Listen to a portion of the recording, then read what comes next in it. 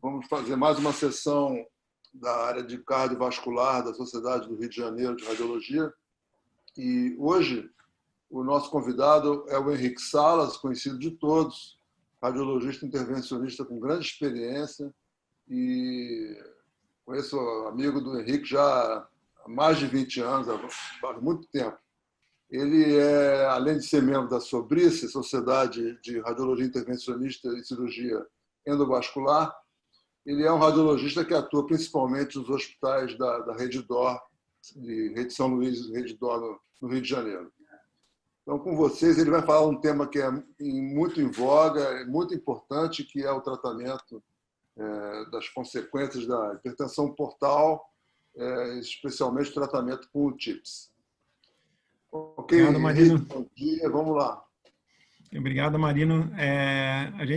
O Marino propôs esse título, e aí eu falei, vamos falar de BRTO também, que é uma coisa que às vezes a gente faz, o paciente chega no CTI, ninguém consegue entender o que é aquilo, e eu tentei resumir aqui, vamos ver se eu consegui.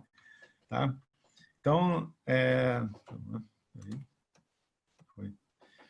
a gente trabalha num grupo com 6 radiologistas, né? A gente tem um movimento razoável de TIPS, né? E TIPS é uma sigla de Transjugular Intrahepatic Port Systemic Shunt. Só que aqui no Brasil, como a gente não usa esses termos em inglês, ficou TIPS e acho que todo mundo conhece por TIPS e pronto, né? Então, o TIPS começou lá na década de 60, e é um desdobramento dessas complicações da cirrose, né? Então, nos guidelines das sociedades de estudo de fígado, eu vi esse slide aqui é bem interessante, eles colocam os estágios de cirrose compensada, descompensada e os pacientes que estão em estágio terminal. Você tem enquanto o paciente tem uma cirrose compensada, ele, a cada ano, de 5 a 7% vão piorando para uma próxima etapa, já indo para essa descompensação. Então, e uma coisa que tem que se considerar também é que o paciente ele tem uma doença sistêmica com disfunção de múltiplos órgãos. Essa falência hepática progressiva vai acabando deteriorando vários sistemas, órgãos, e quando o paciente chega nesse estágio terminal, ele tem um risco muito alto. Então, quando a cirrose está compensada aqui no estágio 0 e 1, você vai ter esse índice de fibrose hepática entre 15 e 20, você tem uma hipertensão, isso aqui é a medida do gradiente de pressão porte sistêmico, aquele gradiente encunhado que eu vou mostrar mais para frente, entre 5 e 10. Não tem varizes ainda, aí ele vai passar para o estágio 1, aumenta a pressão, aumenta esse grau de fibrose. No estágio 2, as varizes começam a aparecer, mas ele ainda está compensado, né, uma cirrose compensada. E aí, a partir daí, ele começa a ter sangramentos, ele já começa a ter sangramento, mas ele começa a descompensar mesmo sem sangramento, e aí vai evoluindo para o estágio 5, e, por fim, ele chega na doença hepática terminal, em que ele já vai ter ascite refratária, encefalopatia, né, o PSE aqui, a icterícia, infecções de repetição, insuficiência renal, disfunção pulmonar, até evoluir para a morte, ou então uma agudização daquela insuficiência crônica. Então, a repercussão disso é que nesses pacientes assintomáticos, a sobrevida média é 12 anos, e nesses que já passam a ser sintomáticos, a sobrevida é 2 anos. Então, o tratamento, né, ou pelo menos o acompanhamento que você faz, você tenta retirar esses fatores de risco, principalmente quando isso é possível, né, no caso de álcool, hepatite C. Hoje, com esses tratamentos com antirretrovirais, o tratamento de hepatite C avançou muito, e é um tratamento altamente eficiente, com pouca comorbidade, com pouca contraindicação e pouca complicação. E você tentar tratar esses fatores patogênicos chaves, né, como ele cita no artigo aqui.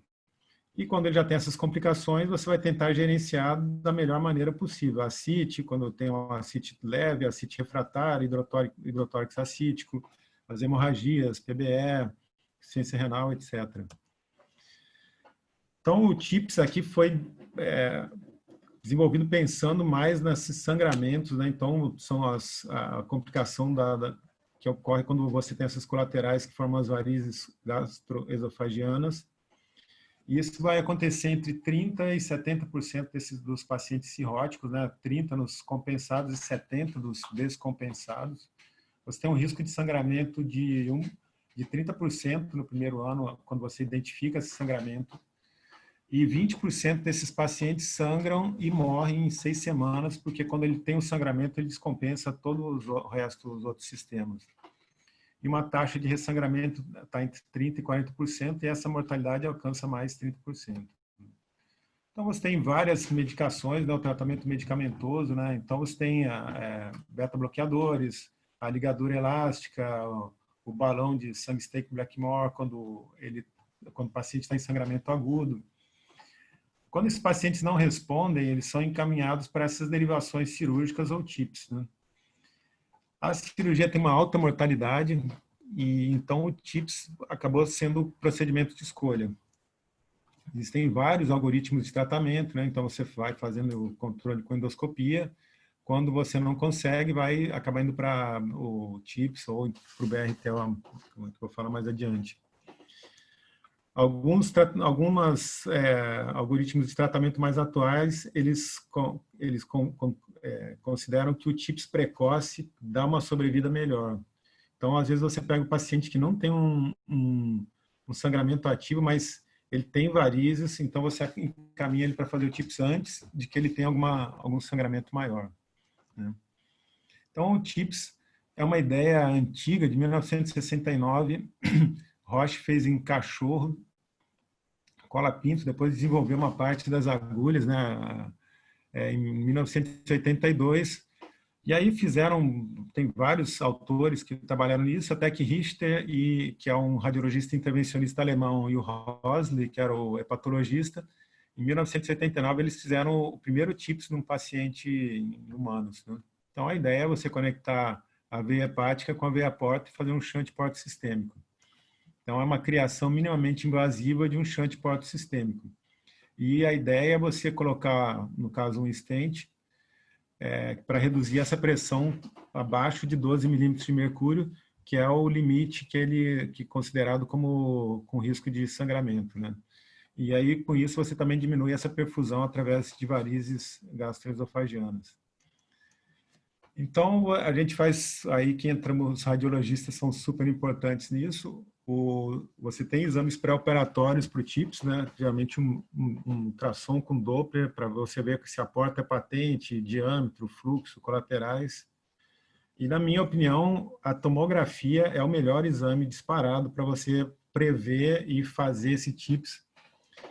Para mim, é um exame fundamental, onde você consegue planejar toda a sua tática, técnica, cirúrgica, tudo.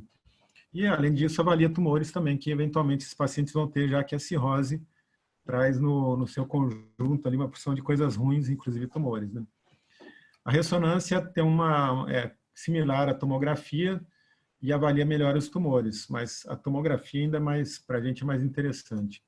Então, é mais ou menos isso aqui, uma cirrose grave, um fígado bastante reduzido, ascite. Então, muitas vezes você vê isso aqui, o fígado fica tão reduzido que ele roda um pouquinho, então você vê que a veia hepática direita está muito já rodada posterior.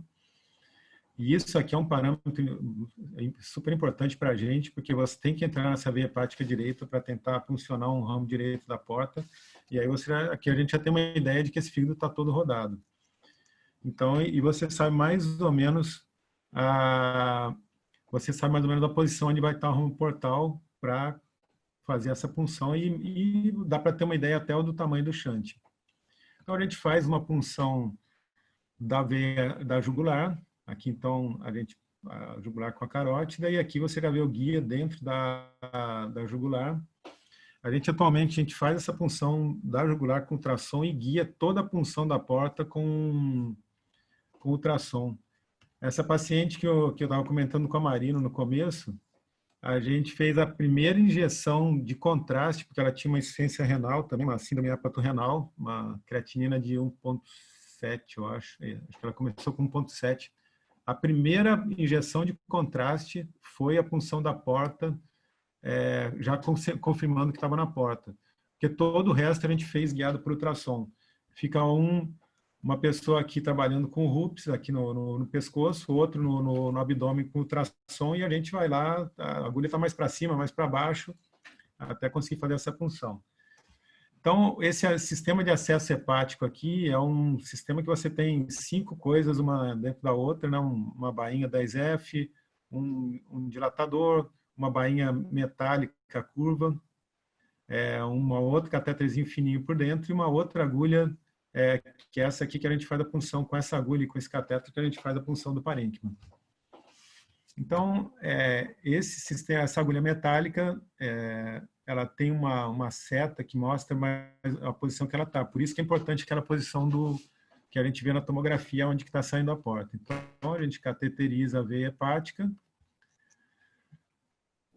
coloca o RUPS ali, essa posição aqui confirma, porque se fosse hepática média, ela estaria um pouquinho mais anteriorizada, e se fosse a esquerda, ela estaria para frente. Então, correlacionando com a tomografia, essa posição do RUPS aqui está mais ou menos similar a essa tomografia aqui de um outro paciente.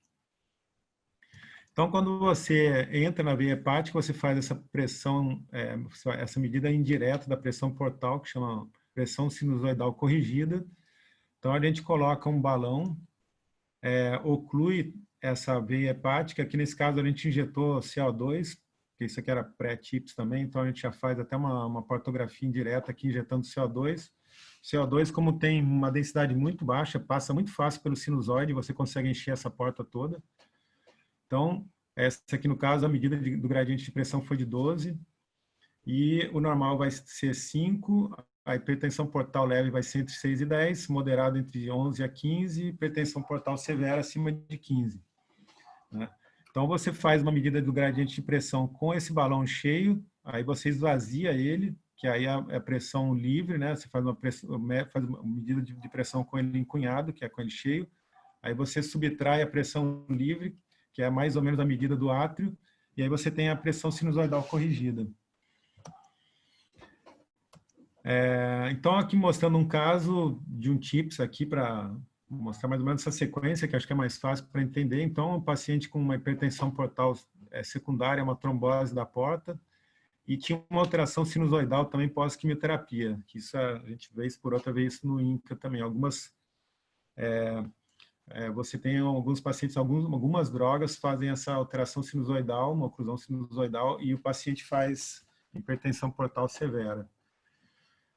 Então, esse paciente fez alguns episódios de sangramento digestivo importante e foi encaminhado para fazer um TIPS, então, né, em setembro. Então, ele teve essa hemorragia digestiva, fez um controle raso, mais ou menos por ligadura, e foi encaminhado para TIPS. Então, na tomografia, a gente já viu um fígado, nem era tão reduzido de tamanho, mas uma anatomia normal, só que uma trombose parcial da porta e muitas varizes aqui no ilho esplênico e no esôfago. Então, aqui, numa reconstrução MIP, você vê que tem muita varize esofagiana. O ramo direito da porta tinha uma trombose crônica com uma transformação cavernomatosa, só tinha o esquerdo, aquelas varizes aqui indo para o esôfago. E aqui na reconstrução, então, dá para ver bem esse trombo na porta e essas varizes indo para o fundo gástrico. E aqui, então, uma veia bem dilatada indo para o esôfago, e aqui essas varizes peresofagianas. Então, aqui, o cateterismo da veia hepática direita. Aqui, isso não é maldade, a gente não fica fotografando a mão do amigo que está fazendo ultrassom na barriga. Isso aqui a gente esbarrei no pedal de escopia. A gente não costuma fazer isso, né? Essa exposição de radiação é totalmente desnecessária, mas, enfim, ficou aqui para documentar que tinha alguém fazendo ultrassom na hora. Então, a gente está com RUPS aqui na veia hepática, já com a agulha pronta e a outra pessoa dirigindo com ultrassom.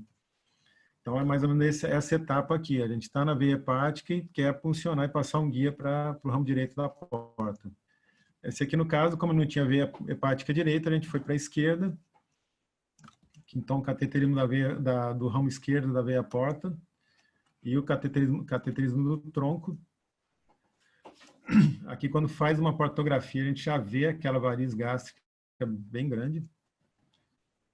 Aqui, essa é uma portografia onde a gente injeta contraste na veia hepática e tem um catéter na porta, então a gente faz uma injeção na porta e com a bainha a gente injeta na veia hepática.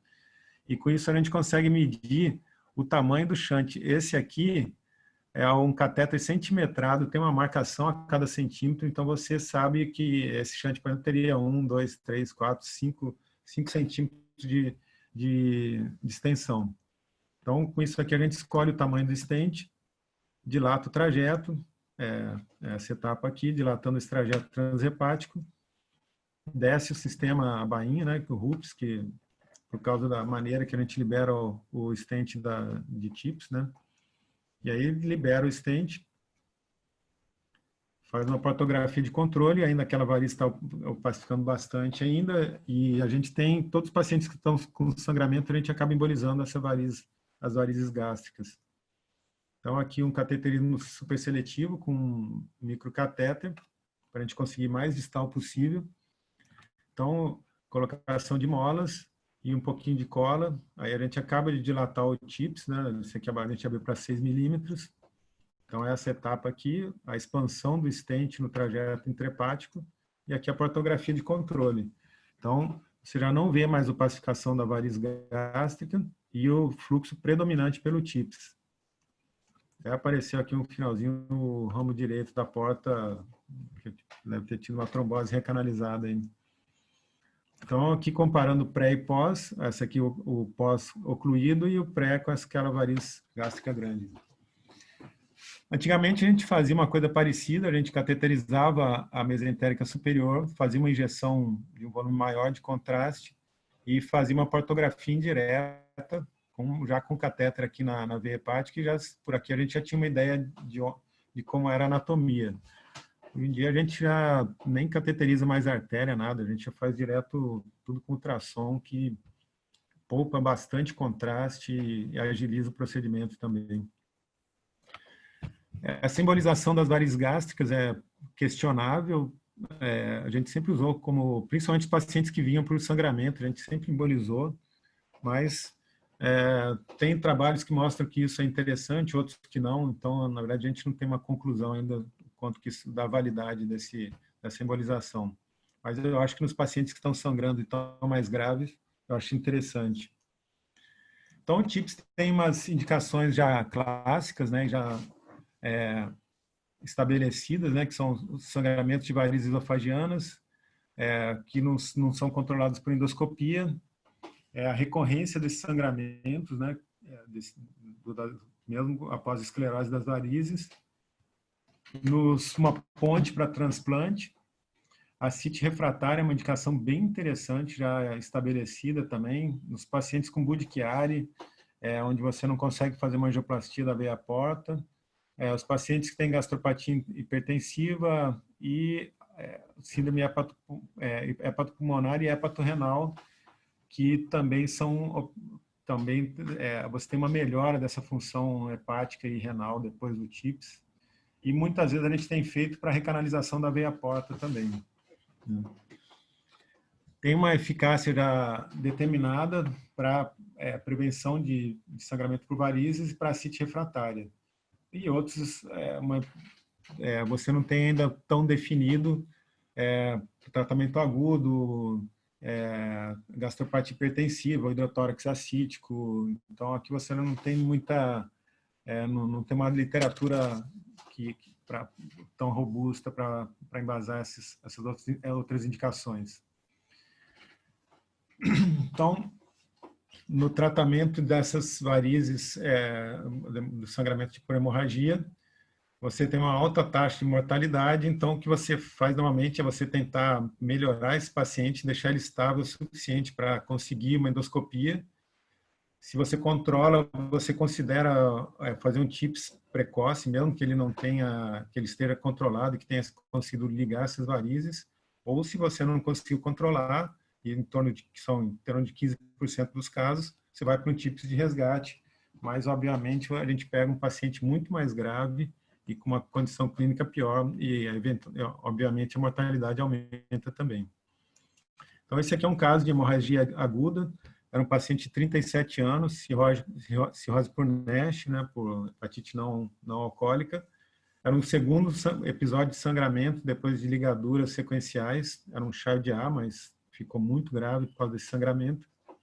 A sala parecia tinha esquartejado alguém. Então, a gente fez a punção da porta, umas varizes enormes. Foi um exame que esse paciente estava extremamente grave. O anestesista e um hepatologista tentando ressuscitar ele, melhorar a hemodinâmica dele, ele super grave, tanto que a gente não mediu nem gradiente de pressão aqui. Então, a gente entrou, fizemos uma mensuração do tamanho do TIPS, já colocamos um stent direto e fizemos uma embolização de varizes, assim, numa correria louca, todo mundo tentando fazer alguma coisa, o paciente super grave. Então, aqui a gente injetou lipiodol e stoacril, né, que é uma cola biológica, e aqui, então, essas varizes cheias, e o TIPS patente. Esse paciente acabou ele estava em choque hipovolêmico, fez insuficiência renal, insuficiência hepática aguda, ficou incoagulável por causa de tanta reposição sanguínea. Depois, como ele tinha por ser muito jovem e ter ainda uma reserva, ele conseguiu, depois de 8 dias, sair. E ele ainda tiveram várias coisas que ele teve uma sorte louca, porque tinha um hepatologista de plantão no CTI aquele dia. E ele acabou saindo, algum tempo depois ele fez uma tomografia que foi interessante, porque mostrou, apesar de estar sem contraste, ele mostra o stoacril dentro das varizes gástricas, não tem novas varizes, né? E aqui o TIPS, como está sem contraste, não dá para saber se está perto, mas esse paciente voltou, depois eu tentei, eu fiz um outro cateterismo desse TIPS aqui, porque tinha uma suspeita de ter ocluído, e esse TIPS estava funcionando, imagino que esteja funcionando até hoje, porque ele nunca mais apareceu. E aqui você vê o lipiodol e a cola indo até essa parte retrocardíaca, quase até a asgos. Então, era essa a expressão da tomografia dessa cola toda nas varizes. Para a CIT refratária, está bem estabelecido, você tem um grau de evidência bastante interessante, a grau 1, e já sabe que quando você coloca o TIPS, você aumenta a sobrevida, você aumenta esse controle da CIT, e é indicado os TIPS com pequeno calibre, que é esse caso que eu estava discutindo com a Marina. A gente colocou um TIPS pequeno, só que ela entrou nessa etapa aqui, né? Então, ela não melhorou, já tem um mês mais ou menos do TIPS, e ela está melhorando muito pouco, assim, lentamente. Ela está melhor, porque antes ela tinha que drenar a cada 15 dias. Ela já tem um mês mais ou menos do TIPS, e ela só drenou uma vez só no pós-operatório imediato. Então, eu acho que ela vai acabar compensando e ficando bem, né? Você precisa ainda fazer diurético e restrição de sal, tudo nesse pós-operatório, e é o que ela está fazendo ainda. Então, essa seleção dos pacientes é muito importante. Os pacientes que têm um Child alto ou MELD alto, eles têm um risco bastante alto de fazer uma descompensação desse fígado. E você tem contraindicações, né, absolutas e relativas, né? Absoluto, obviamente, insuficiência hepática severa, insuficiência cardíaca, você tem uma sobrecarga de volume muito grande para o coração, hipertensão pulmonar, infecção, porque você está colocando um stent, né? Então você está colocando um corpo estranho, se você tem uma infecção, você vai infectar esse stent. A encefalopatia crônica e um CHC que esteja envolvendo essas veias hepáticas. Relativas são trombose da veia porta, intrahepática, porque você não tem onde colocar, e cistos hepáticos, insuficiência hepática com Child alto. O TIPS tem umas complicações agudas muito baixas. A morte no procedimento, menos de 1%. Por hemoperitônia, hemobilia, arritmia, etc. A maioria das vezes a gente consegue fazer o TIPS com bastante segurança. O que mais preocupa são as complicações crônicas, que é a encefalopatia, entre 5% e 10%, insuficiência cardíaca congestiva, trombose do sistema porta, uma insuficiência hepática progressiva, porque você bypassou o fígado, obviamente isso não vai ficar Se ele não tiver, se o paciente não tiver reserva, ele vai sentir, vai ficar mal. Trombose do stent e infecção do stent, que tem um termo TIPSITS. A encefalopatia crônica, você tem alguns fatores de risco, né, como idade, encefalopatia pré-TIPS, o Child alto, B ou C, etiologia da cirrose, diâmetro do shunt, etc. Então, quando você tem, você pode ter encefalopatia numa índice alto até, e pode ser incapacitante mesmo num 5 a 10% dos pacientes. Quando esses radiologistas ajudam também, né? Então você tem causas de oclusão do TIPS, que geralmente vai ser mau posicionamento do stent, fístulas biliares, quando a gente usava stents não recobertos, isso era bastante frequente. Eu cheguei a ver um caso nos Estados Unidos, lá que tinham 5 revisões em um ano, e ele tinha 5 stents um dentro do outro, né? Com stents recobertos, isso aí caiu absurdamente. Uma outra causa de oclusão precoce vai ser fluxo lento, quando você tem uma colateral muito grande e faz uma competição. Os pacientes que têm hipercoagulabilidade, como os de Budd-Chiari, que isso é bastante comum. E quando você tem uma lesão intimal da veia hepática ou da veia porta. As causas de oclusão tardia vão ser hiperplasia intimal, estenose na veia hepática ou na porta, né, por posicionamento inadequado do stent. Isso aí, a maioria das coisas são previsíveis. Aqui é um caso de revisão de TIPS, um caso antigo, né, quando a gente ainda usava stent não recoberto, né, isso não tinha no mercado ainda. Então, um TIPS que era um hidrotórax acítico, uma punção do ramo direito, do ramo esquerdo da porta, colocação de um stent. Essa paciente, depois de 6 meses, isso aqui é interessante também, porque como o fluxo ficou preferencial pela veia hepática, o fluxo ficou preferencial pelo ramo esquerdo da porta, esse ramo aumentou de calibre e esse stent mudou o posicionamento dele, ele fazia tipo um S aqui, e ele ficou meio que abocado aqui na parede da veia hepática.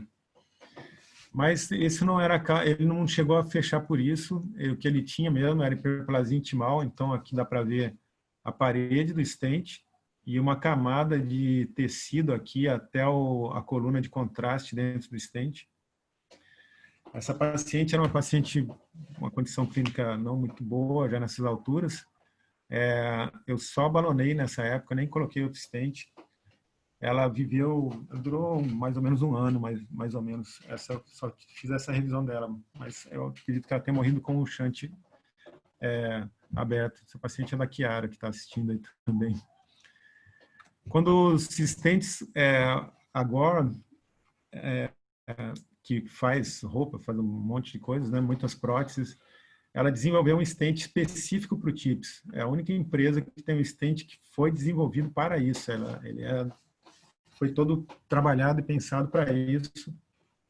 Então, isso aqui é um stent que tem uma parte não recoberta, que deixa na porta, e uma parte recoberta com uma dupla camada de PTFE expandido, que fica recobrindo esse trajeto intrahepático até a saída na cava. A evolução desse stent é agora que tem uma expansão controlada, que chama Viator VBX. Isso aqui só tem... Eu falo da marca aqui porque é a única que tem no mercado, então não existe uma concorrência para isso. Esse é um stent desenvolvido para isso e que mudou completamente a evolução do TIPS. O TIPS era um problema porque tinha inúmeras revisões anuais e a partir desse stent mudou completamente a trajetória de evolução do TIPS, tudo, que aí ficou um procedimento seguro, em longo prazo você tinha uma boa patência, então esse stent aqui realmente foi uma revolução. Esse stent agora você pode expandir de 8, 9 ou 10 milímetros, ele tem uma parte central aqui que eu não tenho a menor ideia como é que eles fizeram esse sistema de trava, mas você libera, ele fica com 8, mas se você colocar um balão 9, ele vai até 9, ou se você puser um balão 10, ele vai a 10. Porque um problema desse stent anterior é que se, por exemplo, você colocasse um stent 10, como ele é autoexpansivo, ele tem uma força de expansão própria dele, você colocava um stent, você dilatava, por exemplo, para 7, com essa força de expansão, em alguns meses, ele estava com 9 milímetros. Então, você aumentava, mesmo que o paciente não fizesse uma encefalopatia no primeiro momento, ele teria esse risco posterior, porque o stent ia chegar na capacidade, no diâmetro máximo dele, independente de você ter colocado um balão dentro ou não. E essa nova geração resolveu isso. E para quem faz Doppler de porta, ele tem mais um problema aqui. Como ele tem essas duas camadas de PTFE, ele fica com bolhas na parede e você não consegue ver o lumen do stent no primeiro momento, principalmente naquele primeiro dia do pós-implantação. Você vai ver a entrada, o fluxo de entrada, o fluxo de saída, mas não do TIPS. Segundo o fabricante, o stent comum, até 5 dias pós-implantação, você pode não conseguir visualizar o lumen e medir o fluxo dentro dele. E essa nova geração, que deve ter, sei lá, mais uma camada de tecido, alguma coisa assim, até 7 dias pós-implantação. Tá? Essas são as especificações do fabricante que a gente encontra no site da Gore. Na verdade, a gente vê que com 3 dias você já consegue ver dentro do stent, né? Então, a gente sempre faz um Doppler imediato, mas já sabendo que nesse Doppler imediato a gente não vai ter conseguir aferir esse fluxo dentro do TIPS adequadamente. Então, tem muitos trabalhos mostrando essa evidência de um resultado muito bom para TIPS precoce, né? A taxa de hospitalização melhora, a taxa de sobrevivência também, tanto isso principalmente para varizes esofagianas, né? E o resultado de sobrevida também para TIPS, para CIT é muito bom. Aqui, só mostrando um exemplo também de uma revisão de TIPS, né? Esse aqui é um TIPS colocado numa cirrose alcoólica e um paciente com ascite refratária. Ele tinha ficado com kink aqui na entrada, mas assim, a gente considerou que não seria tão grave. Só que esse paciente, a gente colocou o TIPS dia 10 de abril, dia 18 ele trombosou o TIPS, a gente recanalizou, tinha um trombo na porta, a gente passou um sistema de trombectomia, aspirou esse TIPS todo e acabou implantando um segundo stent, até deixou essa curva um pouquinho mais arredondada aqui, que talvez tivesse sido isso a causa da trombose do TIPS. Esse paciente, a gente colocou esse stent em 2008. Esse paciente, eu fiz quimioembolização dele o ano passado, porque ele evoluiu com CHC, sei lá, 10 anos depois. Aí, então, ele tem, sei lá, 16 anos de TIPS. E ele fez essa trombose inicial, usa AS até hoje, ele não tem coragem de parar o AS, e a CIT completamente resolvida. Obviamente, ele tirou o fator de risco, parou de beber, mudou a qualidade de vida, e esse paciente está vivo até hoje com o TIPS funcionando. Então, quando você tem uma encefalopatia pós-TIPS, o que a gente faz é essa redução do TIPS. Então, aqui é um paciente que a gente colocou um TIPS 10 milímetros, ficou com gradiente de 4, evoluiu com encefalopatia, e a gente, então, reduziu o TIPS, né? Então, essa redução você faz colocando um stent amarrado dentro do viator, e é mais ou menos isso aqui. A gente usa um Allgraft, né, que é um outro stent recoberto, que você pode abrir ele parcialmente e pode fechar de novo. Então, a gente abre parcialmente, coloca um ponto com 6 milímetros, outro com 7, e deixa esses pontos aí, fecha ele de novo e libera dentro do outro stent. Então, esse aqui a gente liberou com 6 milímetros, esse gradiente subiu de 4 para 18, ele ficou com hipertensão portal, mas se você vê até os ramos intrahepáticos aqui que não apareciam em momento nenhum, eles voltam a aparecer. Esse paciente melhorou da função hepática, mas na minha experiência, quando eles fazem encefalopatia pós-TIPS, mesmo que você oclua, isso é um fator de muito mau prognóstico, porque esse paciente faleceu pouco tempo depois. Com certeza, porque a função hepática já estava num limite muito ruim. Então, esse acompanhamento, você faz um Doppler após 24 horas, depois com 1, 3 e 6 meses, e mantém um controle a cada 6 meses. Pode associar endoscopia também nesses pacientes que são tratados com hemorragia digestiva. O retorno das varizes é um sinal de que o TIPS está funcionando mal. E o acompanhamento contínuo para um hepatologista. Os radiologistas não são boas pessoas para acompanhar esses pacientes, porque eles são extremamente complexos. E nos casos de Budd-Chiari, esses pacientes devem ser mantidos anticoagulados com INR acima de 2. Tá?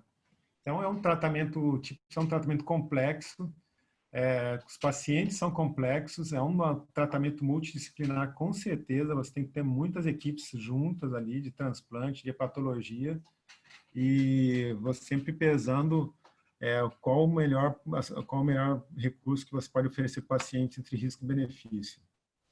Vou passar agora para a BRTO, que é uma sigla maluca que um japonês inventou, que é Balloon Occluded Retrograde Transvenous Obliteration. Então, vamos tentar destrinchar essa coisa maluca aí. Então, você tem no sistema porta, quando você tem a hipertensão portal, você vai ter várias colaterais, as veias gástricas superiores, gástricas posteriores, veia gástrica esquerda, que vão drenar, como o fígado não deixa passar o sangue, né, por causa da fibrose hepática, então ela procura uma outra saída. Então, essas veias todas vão drenar para varizes gástricas, nesse caso, né, e daí elas vão para um shunt gastro-renal, né, ou espleno-renal, e também para essas varizes esofagianas que também vão acabar drenando para o sistema ásicos. Então, existe uma classificação dessas varizes.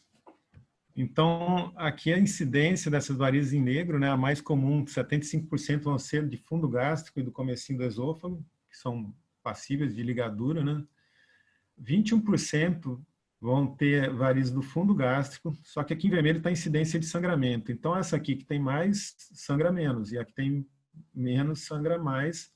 E essas que são exclusivamente do fundo gástrico, que são muito difíceis para o endoscopista tratar, são as que sangram mais, tem uma incidência muito maior de sangramento e, obviamente, são os sangramentos mais graves, porque o endoscopista não consegue controlar. Então, quando elas são aqui do corpo do estômago, elas têm uma incidência baixa e risco de sangramento baixo também. A prevalência dessas varizes gástricas vai ser em torno de 30% nos pacientes com hipertensão, uma frequência de sangramento ali considerada entre 3% e 30%, com uma mortalidade alta por causa dessa dificuldade de controle. Você tem vários esquemas de tratamento, né? Então você vai ter a endoscopia com uma taxa de ressangramento alta dessas varizes lá de fundo gástrico, especificamente. A taxa de sangramento do TIPS é razoável, e você tem uma patência bem razoável também, mas você tem problemas quando o paciente tem encefalopatia ou uma insuficiência hepática, já até que o sangramento ajuda. A cirurgia tem uma mortalidade muito alta e raramente vai ser oferecida para esses pacientes. Então, foi desenvolvido o BRTO, é uma ideia da década de 70, que, na verdade, eles funcionavam transhepático e embolizavam essas varizes. Isso numa era pré-TIPS. Depois foi feita uma primeira esclerose na década de 80 com Olson, e os japoneses incorporaram essa prática e desenvolveram absurdamente. E aí ficou basicamente lá na Ásia e Japão, até que voltou para o Ocidente aqui. É um procedimento muito interessante, em que, qual o racional dele? Você vai ter todas essas varizes, você precisa ter esse shunt gastroesplênico, gastro-renal. Então, você vai ter aqui, essas veias todas vão drenar para esse shunt, então você vai colocar um balão aqui, ocluir esse fluxo, injetar alguma coisa para obstruir essas varizes. Então, para o pessoal vender o peixe com mais facilidade, eles inventaram vários nomes, BRTO, ato, parto, carto, cada um com uma coisa diferente. Parto é plug assisted, transvenous obliteration, o carto é coil assisted, o ato é você puncionar e embolizar. Isso é uma confusão, principalmente para quem não é da área. Então, esquece isso tudo e vamos para o conceito. O conceito é fechar essa variz gástrica. Não interessa por onde, nem por quê. O conceito é você ir lá fechar a variz gástrica. Para quem não é da área, é mais fácil você gravar isso. Então, você precisa de uma anastomose espleno-renal, um shunt gastro-renal, no caso, e você precisa fechar, ou embolizar, ou esclerosar essa variz de alguma maneira, ou por dentro do fígado, ou pela veia renal, por algum lugar. E esse é o conceito que a gente tem que ter na cabeça para quem não está muito acostumado com esses termos malucos que os japoneses inventaram. Então, esse aqui é o conceito. Tratamento por embolização esclerose de varizes gástricas que tem um potencial de sangramento. Você vai usar cola com lipiodol, gelfuan com lipiodol, polidocanol, etamolim, né? Você vai esclerosar com polidocanol, etamolim, sotradecol. Tem inúmeros artigos, inúmeros esquemas, e cada um tem uma fórmula própria que, sei lá, cada serviço faz de uma maneira. Então, você tem umas indicações bem interessantes, isso sim já está definido, né? Em que você vai ter esses sangramentos no sangramento agudo, nos pacientes que têm cefalopatia refratária. Isso é bem interessante, porque você fecha essa colateral sistêmica e melhora um pouco o fluxo do fígado. Os pacientes que têm CHC, nos que têm uma contraindicação do TIPS por um MELD alto, e você ainda pode fazer uma embolização esplênica para ajudar um pouco a reduzir esse fluxo, né? Então, o racional é esse aqui, né? Você tem aqui um exemplo do bato, né? Que é quando você entra transhepático, você pode entrar e fechar essas varizes gástricas com balão, com o mesmo esquema, ou você faz isso com acesso transhepático ou transjugular através de um TIPS. Então, tem várias maneiras. Essa aqui, através do TIPS, é mais ou menos o que eu fiz naqueles outros pacientes lá.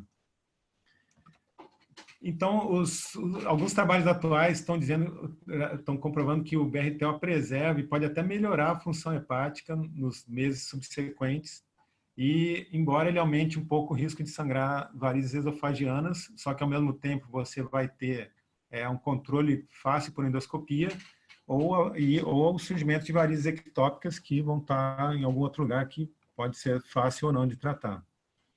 Então, no Japão, eles têm balões específicos para isso, eles desenvolveram absurdamente isso aqui. Então, eles têm catéteres com balões acoplados que entram pela femoral, que entram pela jugular. E aqui, então, vou mostrar um caso nosso. Esse aqui, vou ser passando rapidinho. Uma paciente, vamos dizer, com fígado hostil para a gente. Então, um paciente com hepatectomias, áreas de ablação, dilatação da via biliar, um biloma, que a gente drenou isso aqui também, era um horror, uma hipertensão portal, porque ela fazia quimioterapia para tratar metástases hepáticas de tumor de cólon, e uma variz gástrica enorme, e um dia ela entra sangrando, uma variz muito grande. Então, você vê aqui a representação endoscópica dessa variz gástrica. Na reconstrução, você vê que tem um shunt gastro-renal gigante aqui, uma variz muito grande no fundo gástrico, que era a origem desse sangramento, né? O fígado todo deformado por inúmeras cirurgias, ablações. Então, o que a gente fez foi cateterizar a veia renal esquerda. Então, a gente vê esse shunt aqui, cateteriza o shunt. Então, aqui tem um ramo da veia diafragmática, passa uma bainha grande, a gente normalmente passa um microcatéter até essa variz gástrica, coloca um balão, e aí você faz uma injeção e para o fluxo de saída. Então, você tem aqui o enchimento retrógrado, daí o nome, o enchimento retrógrado da variz gástrica até essa veia gástrica posterior. A próxima etapa a gente coloca um plug, nesse caso aqui a gente usou um plug, e faz essa mesma injeção, então mostrando que... Só que nesse caso dela, ela acabou encher ainda esse ramo da diafragmática, a gente teve que complementar com algumas molas. Então, o plug, essa aqui é o parto, né, que é o plug assisted, essa oclusão com plug. Então, você coloca um plug aqui, fecha esse fluxo aqui embaixo e faz a esclerose ou a embolização dessas varizes. Então, aqui a injeção de cola. Então, está tudo aqui, o microcateter está lá dentro e a gente vai injetando cola devagarinho até encher todo aquele novelado no fundo gástrico. Então, aqui a gente vê o controle final, o plug, as molas e esse monte de colas aqui enchendo todo o fundo gástrico e aquela veia gástrica posterior. Então, isso aqui é uma imagem da tomografia que ela fez imediatamente depois. Aquelas varizes todas estão preenchidas com cola e aqui o estômago dela cheio de sangue. E então, só mostrando, isso aqui é aquela tomografia pré e aqui após, todas as varizes estão preenchidas com cola. Esse caso, isso aqui não é meu, né, mas aqui mostrando como é essa evolução, né, você vê essas varizes todas, isso tudo desaparece e o que eventualmente vai ter é uma colateral para algum outro lugar. O BRTO já está bem estabelecido para isso também, principalmente desses artigos mais atuais, né? Então, se você tem um sangramento agudo de varizes gástricas, você vai para TIPS ou BRTO. Se você tem uma variz esofagiana, você pode fazer endoscopia, ou BRTO, ou uma coisa mais a outra. Se o paciente tem uma CIT com MELD alto, você pode ir para TIPS ou BRTO. Se o MELD está muito alto, você vai para BRTO. Se tem trombose da porta, um hepatocarcinoma central, você vai para BRTO. Então, isso está cada vez mais bem estabelecido e provavelmente vocês vão ouvir cada vez mais falar nesse termo BRTO. Acho que já passou bastante do tempo aqui, tinha um caso para mostrar, mas deixa isso para lá. Marino, está com você aí. Obrigado pela audiência aí, pela oportunidade. Excelente a sua apresentação. Realmente o tema é palpitante, quem já passou por esse sufoco de hemorragia digestiva sabe muito bem o que é isso. E realmente essas intervenções com acesso venoso periférico é muito mais interessante do que o que se fazia no passado. Intervenções cirúrgicas enlouquecidas, com resultado pífio, né? Então, eu acho que isso realmente é um avanço indiscutível, né? E esse é um método que realmente deve se colocar cada vez mais. Henrique, muito boa a sua apresentação e deu para ver que o processo é bem complexo e depende de uma acurácia, de um treinamento de equipe muito forte. Parabéns, foi ótimo e para todos essa apresentação ficam gravadas no YouTube da Sociedade de Radiologia, vai ficar disponível lá para quem quiser ver em outro momento.